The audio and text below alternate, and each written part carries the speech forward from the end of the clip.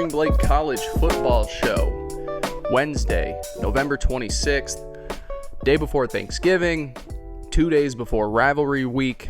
We have got game previews on today's show, college football playoff reactions, coaching news, all sorts of stuff. As you can tell, if you are watching on YouTube or social clips, different setup this show.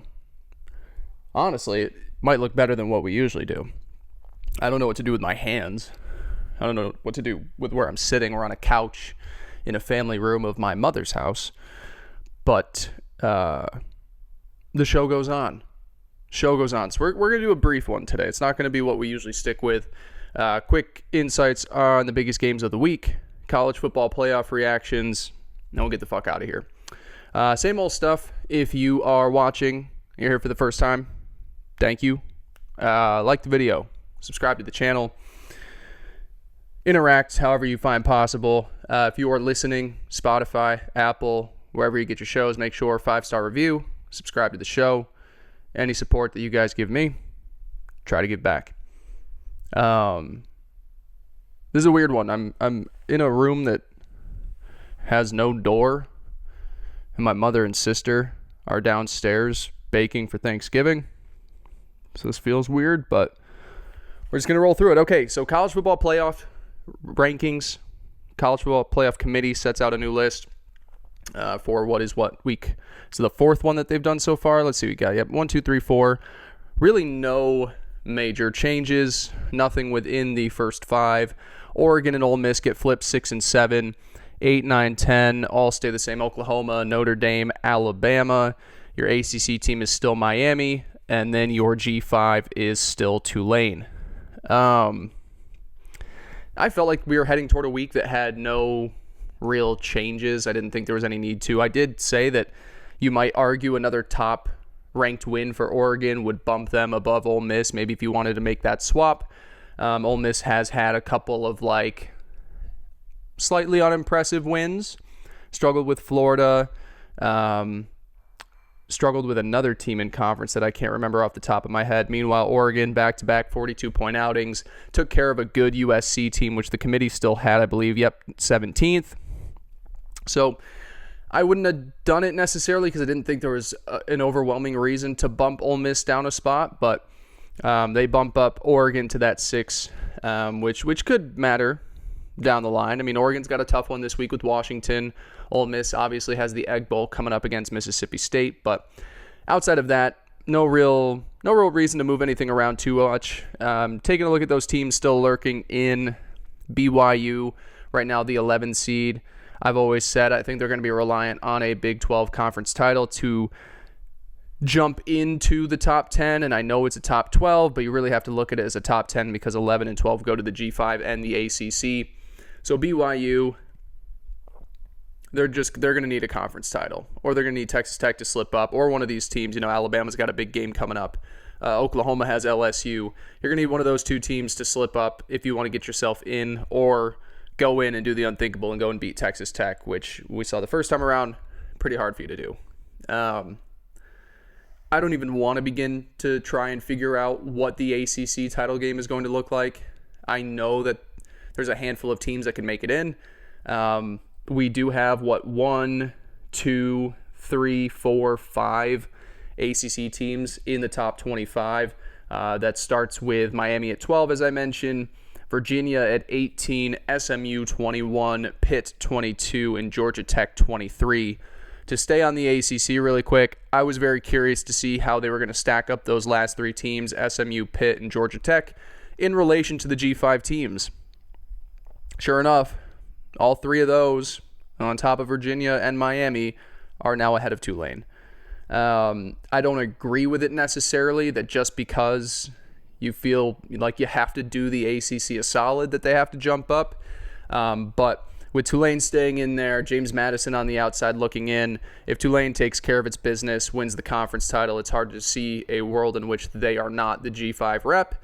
And that doomsday ACC type scenario really doesn't have much ground to stand on because of where the committee is putting these teams.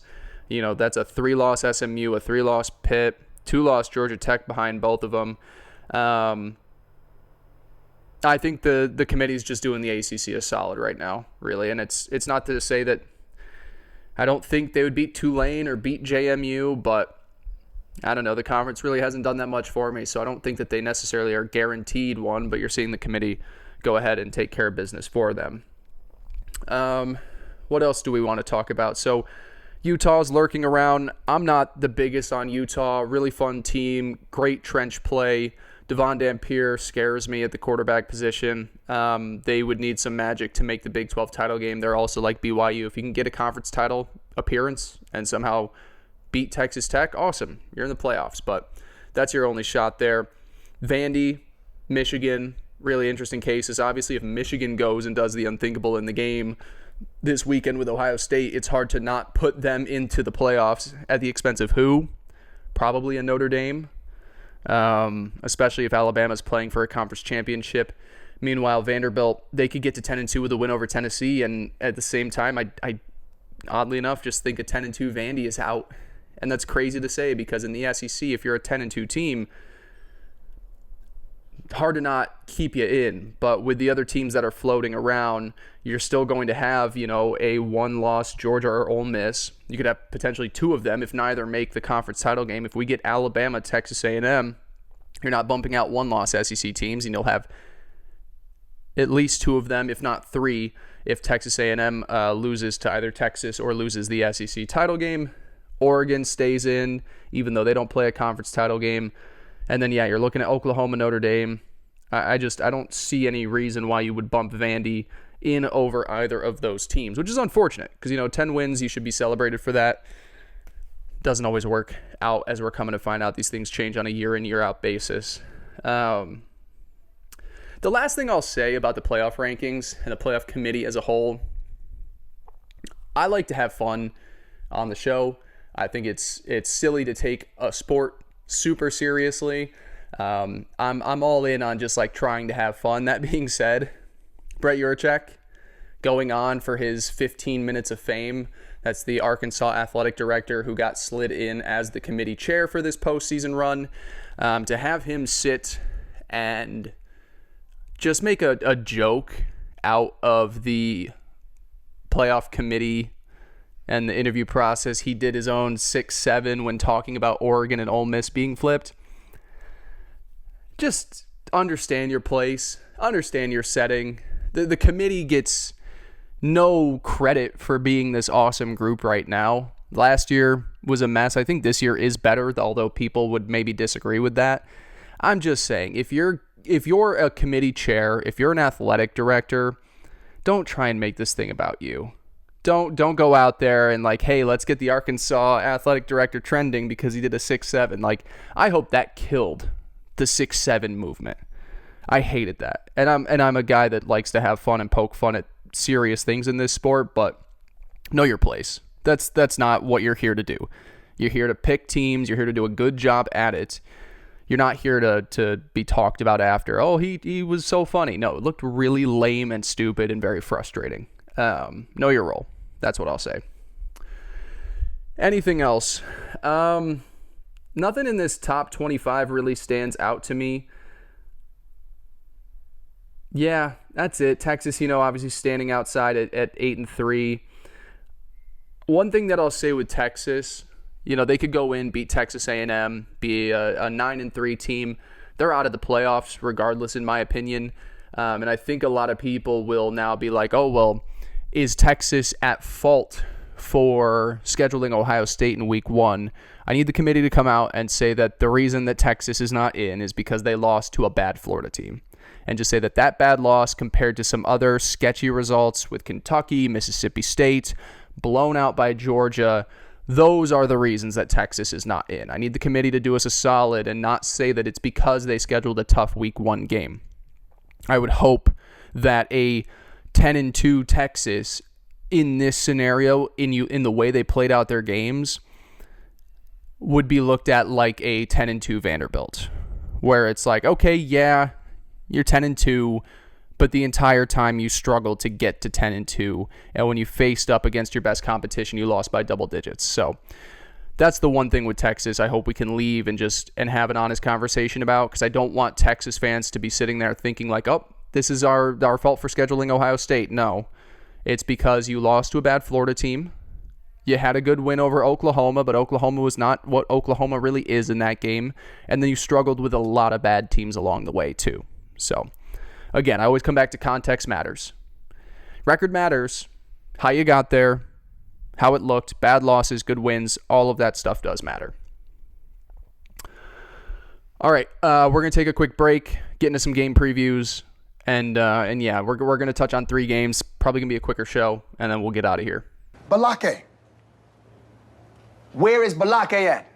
One thing I'll say before we get into game previews for this week is I don't claim to have a very professional setup when I'm in my spare bedroom at home, but just for everybody who's on YouTube right now to know what our setup is like, I'm on a couch. There's no good way for me to sit on this couch. If I sit all the way back here, I feel like I look far away or lazy. So I'm sitting up on this couch. I've got a new microphone, which I don't know if I'm holding it the perfect way. I don't know if there is a perfect way, but hopefully the audio is good when we're done with this. It's connected to a computer that's sitting below this screen, which is on a coffee table. Now, on top of that coffee table, we have another coffee table. And that second coffee table is holding the device that's recording this. And what's propping up that device is a lamp and a water bottle sandwiching the iPad together. So, we're big time here. Big time. Just one show. At least until Christmas time. All right, so where do we want to go? We've got the game. The game. Michigan, Ohio State. Ohio State is what? I should have these odds pulled up. See, this is everything. We don't have a printer, so we didn't print off the outline. So we're kind of doing everything off the cuff here for today's show. Let's pull up the betting lines because we're in Michigan for this one. Obviously, the storyline surrounding this is like, is Ohio State going to do this again? And I guess you could say, is Michigan going to do this again? Michigan won 3 in a row now. All right, is it 4 in a row? I think it's 4 in a row now. See, this is the issue with no outlines, is now I'm just struggling to pull everything up. So we're going to kill time. I want to pull up what the line is. Wi-Fi's bad out here. We're getting ever so close. College football. These odds are, of course, brought to you by FanDuel Sportsbook, because they're the only sportsbook that doesn't screw me over when I try to place my bets. Okay, the game. This has to be a joke. There we go. Okay, geez. All right, we're going to cut a lot of that out probably. Ohio State at Michigan. Ohio State 10.5 point favorites. I think the line opened at 12, shrunk all the way down to 10. So Michigan obviously is sitting at a point in need of a win to make the college football playoffs. A loss to move to 9-3, to not really have any huge quality wins. You're not going to get in. A win over Ohio State, I don't see how you'd be able to keep them off, because Michigan at that point would have the best win of the regular season. There's no better win than going in and beating the team that has been far and away the best team in college football up to this point. And then you also have one of their losses was to Oklahoma, and one of their losses was to USC on the road. Both on the road, both against ranked teams. One of them will already be in the college football playoffs. Again, some other results, not the prettiest at times. I know their game against Northwestern, they're very lucky to pull that one out. They've had a few other results like that. If they get the win over Ohio State, there's tiebreaker scenarios where they're playing for a conference title.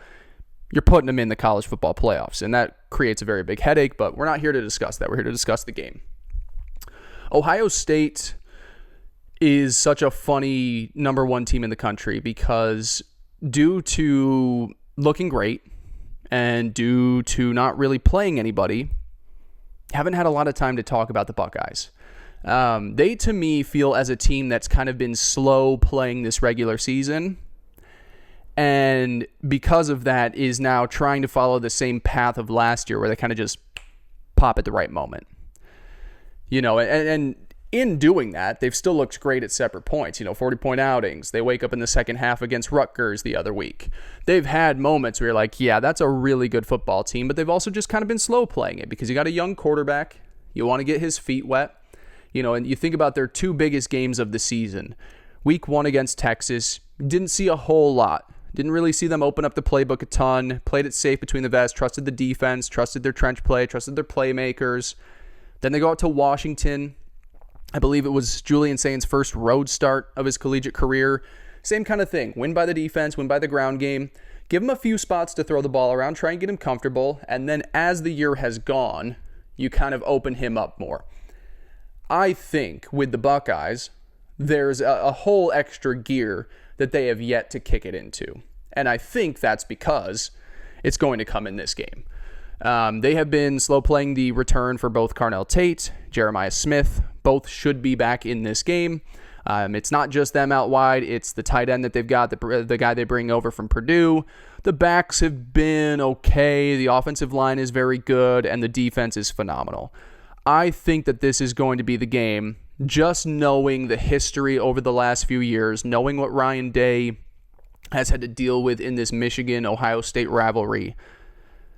Last year, he went into this game and thought, we just need to bully Michigan, play mean man football, ram it between the tackles 20 times and make them submit. And Michigan, up to that point last year, still a very good football team and still a good one this year. They don't really let you do that. I think he understood. If you take a look at what Ohio State was in that rivalry game to what they were in the playoffs, they kind of woke up to who they are and who they need to be against certain types of teams. And I believe that in this game, you're going to see a much more explosive, balanced offensive attack. Something that looks more like how it looked against Oregon and Tennessee in the college football playoffs, as opposed to what you got out of Will Howard and that crew last year. So that's what I'm looking for in Ohio State, is there that next gear? Because they've had a few games this year where it's like, okay, it's a little clunky on offense. The first half against Rutgers, yeah, they're without some playmakers, but it still wasn't clean. Is there the pop moment in this game? For Michigan, on the Wolverines side of things, I keep saying it time and time when they go up into these big games, you got to let Bryce Underwood kind of just make it his day. You are the far inferior team in this. Yes, you have the mantra and you have the moxie of winning the last few years. Talent profile so heavily favors the Buckeyes in this game.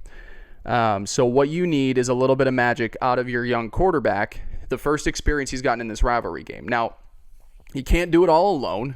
Bryce has had a few games this season where you're like, what? Is he picking up is he getting up to speed in college athletics? The defense is still really strong. They have struggled to stop the run at different points. USC really ran it on him in that game about a month and a half back. But they've had some good instances here where you're like, okay, this Michigan defense hasn't fallen off a cliff, but it is really hard when you go 2-3 years in a row of keep losing defensive talent up front. Okay, now your really talented cornerback leaves too. It's hard to just cycle through guys every single year and not see a drop-off. The defense has taken a little bit of a step back. The offensive line isn't really what it was either. The playmakers have always been kind of an issue with this team. Explosive run game is going to be super important in this for Michigan. I do believe that if they are going to win it, they're going to need their handful of 10-plus yard runs, not just from the tailbacks, but from Underwood himself, which is going to be really tough to do because this front seven of Ohio State, look, we haven't seen a group like this possibly since, those really vaunted Georgia and Alabama front sevens. This is a really talented group, and I think they're going to carry a lot of momentum in this from what they've seen this season and the revenge, what they know is at stake for this game. So the line's at 10.5. Over-under is set at 43.5.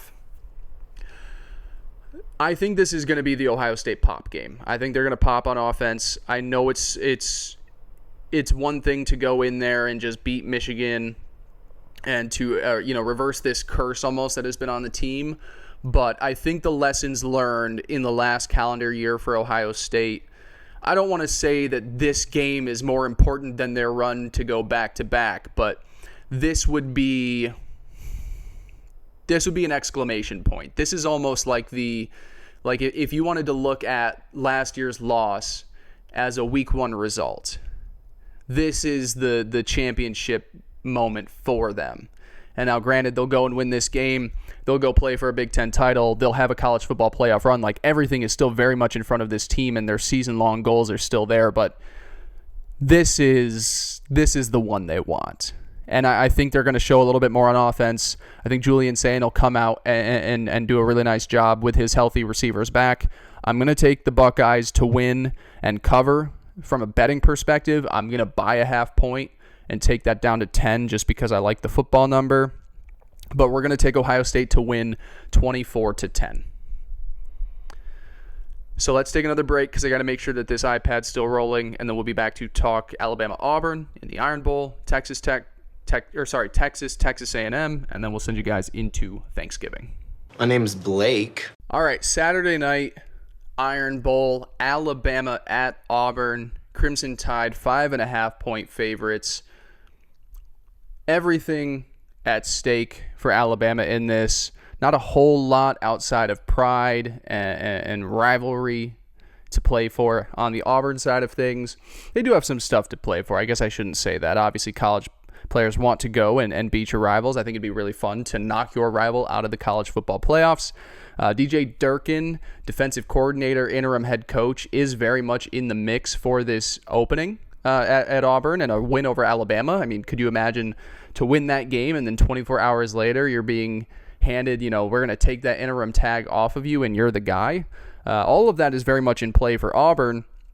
Alabama, obviously, coming off of the Oklahoma loss, coming off of a few slow games against South Carolina and LSU, this is the last chance to really start to overturn some of the issues that this team has been having. And you're not going to fix the ground game. We've said that on every week when we come and preview Alabama football games. The run game is what it is. The offensive line, not the best in the world. Jam Miller, not the most talented in the world, not the most consistent. You've been getting by with RPOs, screenplays, facilitating short yardage plays through the air.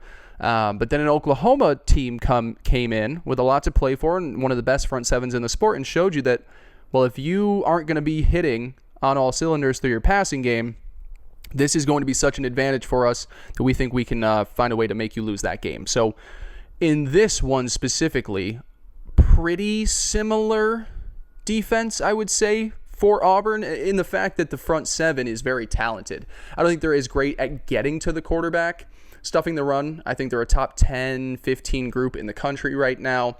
Talented edge players, good run stuffers. DJ Durkin is a really good coach. Hostile environment, that's another difference too. Alabama's going on the road into Auburn. Second toughest environment they'll play in outside of Georgia in Athens a few weeks. They've had a couple of tough ones. They lose the season opener at Florida State. They go into Athens and beat that one. Now they're here in a really tough road environment for Auburn.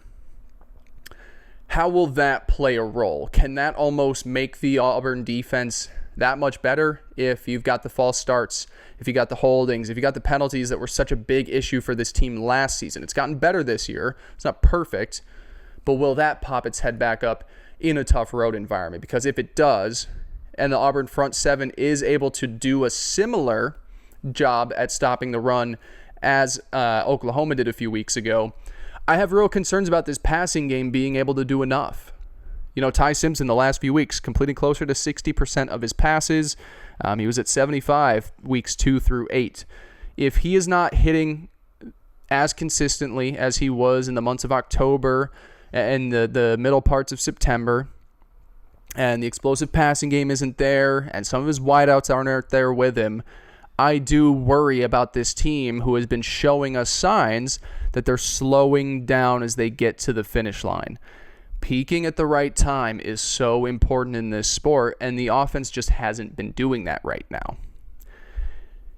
Now, thankfully, the Alabama defense is starting to rise to the top. They haven't been fantastic, but I was really impressed with them in that Oklahoma game.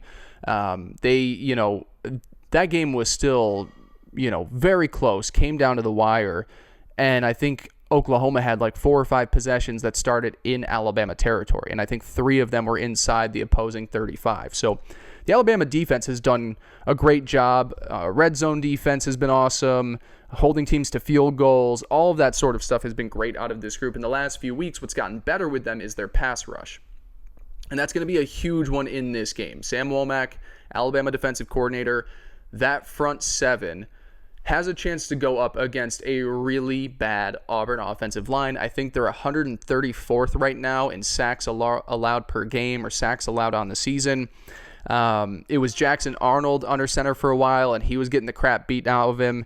Now you are going to get Ashton Daniels under center for this game, which is very funny. We haven't talked about Auburn a whole lot, but they show off Deuce Knight last week in a game against Mercer. Forget who it was. They didn't play anybody. It was kind of like one of those just nobody schools. But Deuce Knight goes in, 6 touchdown game. I think one of the first plays from scrimmage, he ran it 75 yards for a score. You're like, oh my God, where's this guy been? And of course, now they're going back to Ashton Daniels because Deuce Knight is the future of Auburn football. And it's tough to say that one really strong performance against lower level of competition, you can just follow that up with a great game against Alabama. It's not the same kind of opponent. So Alabama, not Mercer, they move to Ashton Daniels. Daniels has had a few good games this season. He's a runner too, so you can get him out of the pocket. You can do design run stuff with him. Auburn still has always had talented wide receivers. They've got a good back, but the offensive line has really been the issue for this team.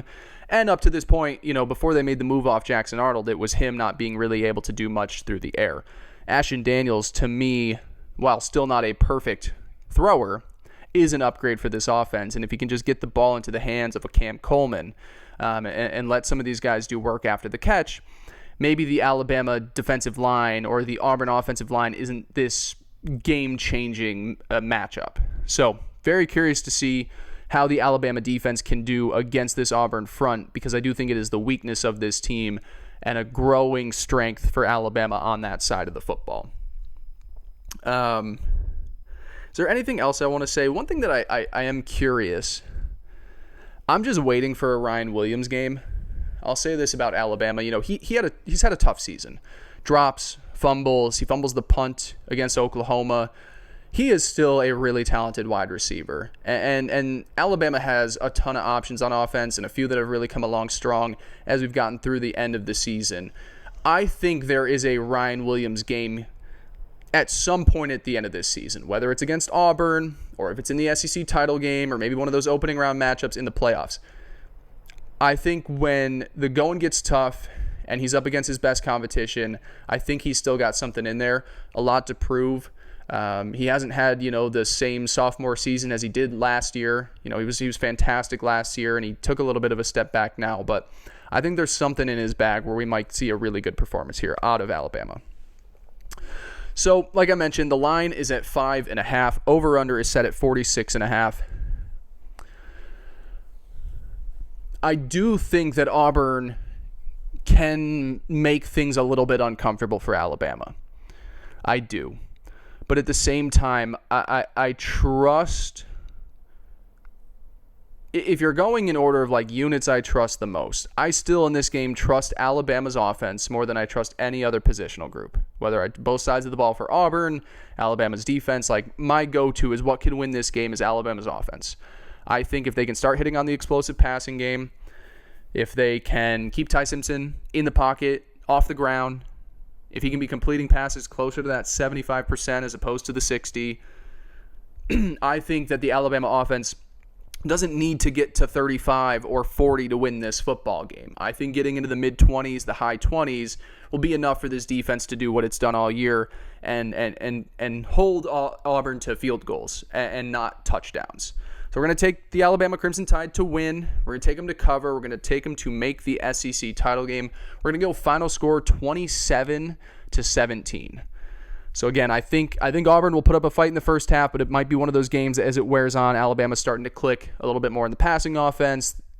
Auburn's defense runs down. Maybe they're the ones, Alabama this time, winning the turnover battle after losing it significantly to Oklahoma, eventually paving the way for Alabama to get to a 10-win season, get to a conference title game, hopefully get some of the weight off of Kalen DeBoer's shoulders and a chance to win a conference title in just his second season there.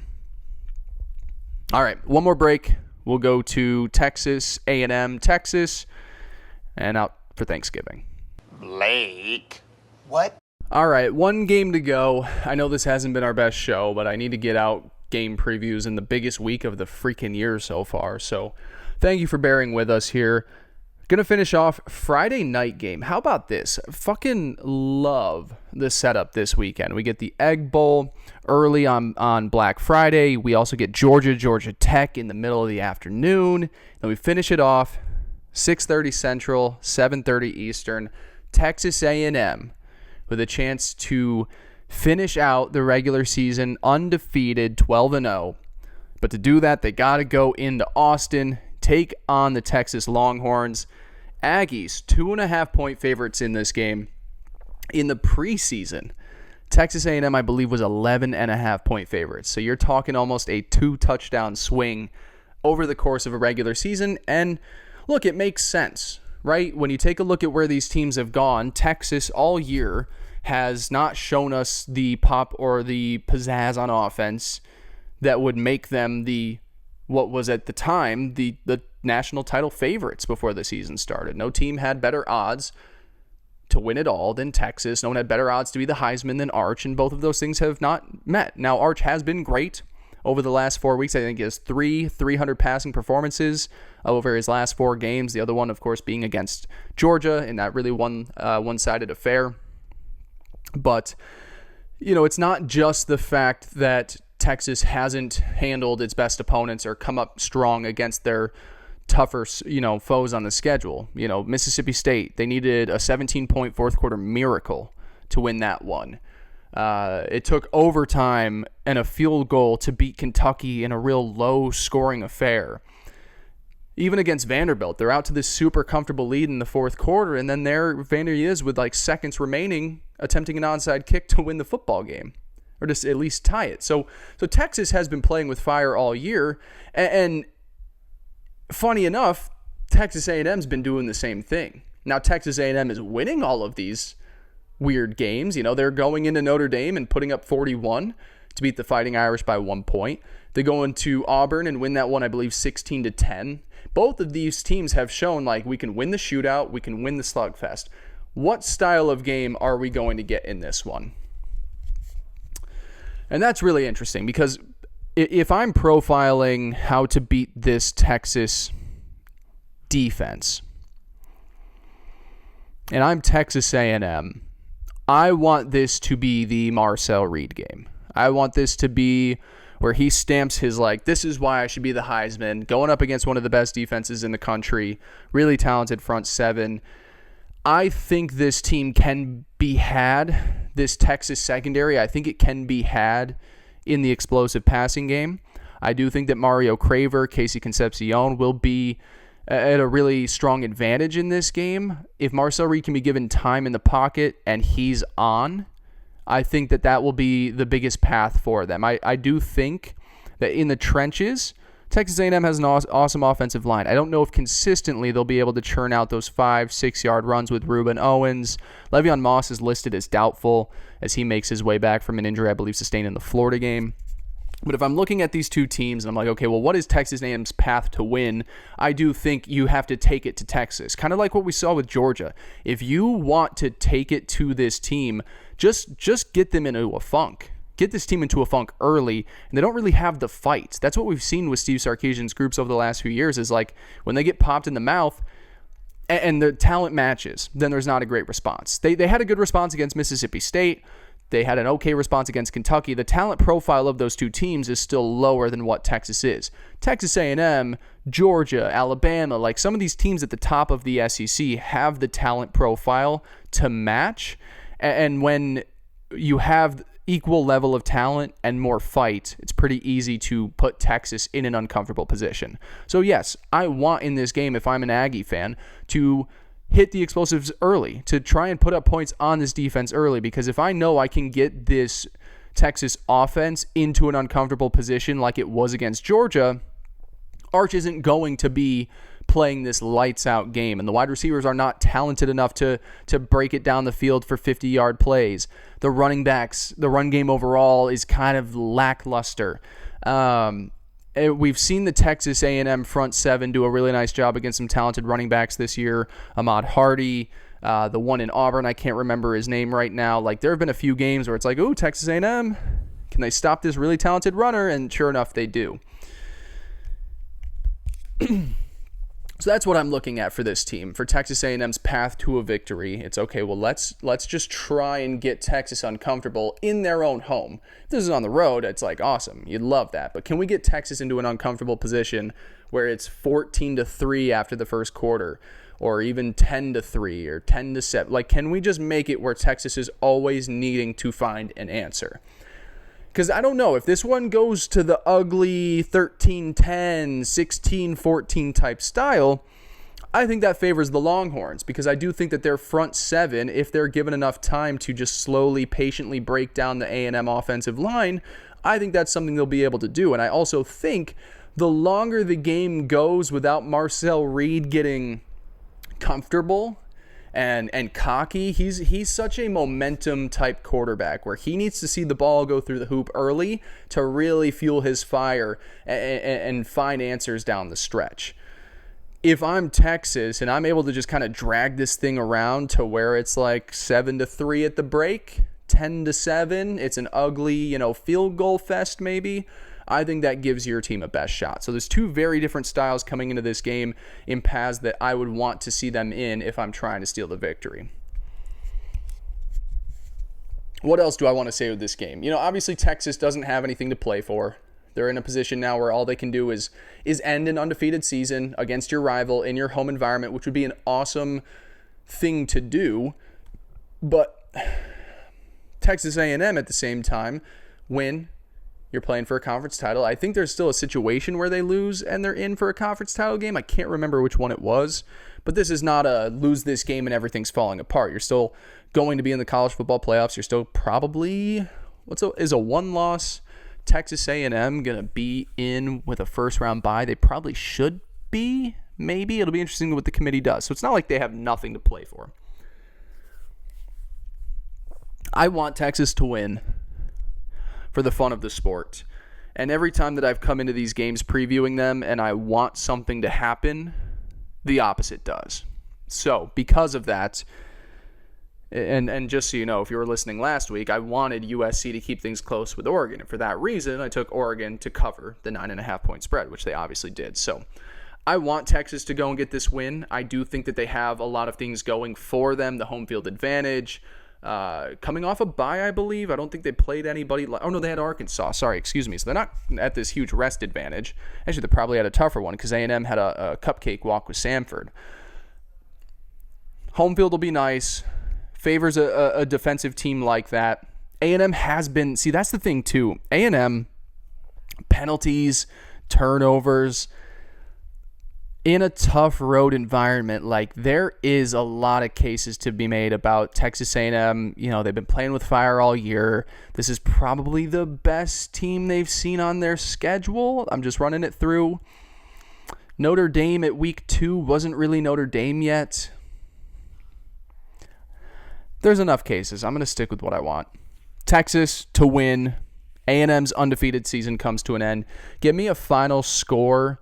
Texas 24, Texas A&M 23.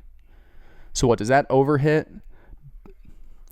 What is that line set at? Wow, that line set at 51.5. So it doesn't hit. I'd hit the under in that. Honestly, I do kind of like the under in that game. Look, I think that Texas, if they win the turnover battle, if the home field advantage is enough for a Texas A&M team to commit a lot of penalties like they usually have on the road, I think that'll be enough to match what might be a really talented offense. So give me the Longhorns to win 24-23. Something for Steve Sarkisian to hang his hat on as the season ends and be like, hey, I know it wasn't the year we wanted. A 3-loss season is not what we're going to be at Texas, but we have a quality win that we can use to kind of fuel the fire to build for a strong 2026. All right. I don't know if any of this worked. I don't know if the audio is going to be great. I don't know if the video is going to be great, but we're going to put it all out and hopefully we nailed some things right here. So thank you guys for supporting the show. Again, if you're listening, Spotify, Apple, subscribe, 5-star reviews. If you're on YouTube, like the video, subscribe to the channel. Socials at Spring Blake CFB. I love you. I appreciate you. Have a happy Thanksgiving, and I'll talk to you next week. Peace.